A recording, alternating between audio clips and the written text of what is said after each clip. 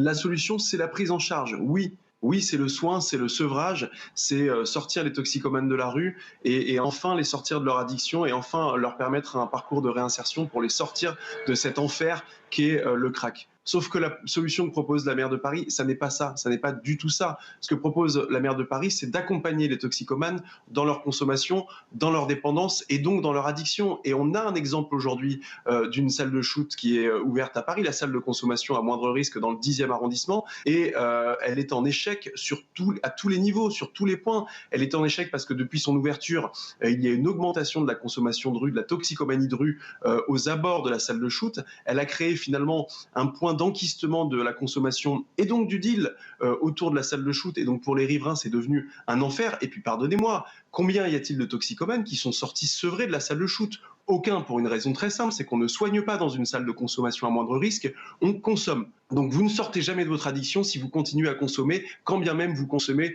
sous le regard bienveillant d'un personnel soignant. Alors là, c'est Donc quand il même un faut petit peu arrêter avec différent. cette Pierre Licia, idée. je me permets d'intervenir parce qu'on nous dit qu'il y aura un accompagnement psychologique, psychiatrique et thérapeutique dans un cadre juridique autorisant l'inhalation supervisée, c'est-à-dire de se droguer. Mais cet accompagnement, c'est tout de même une avancée.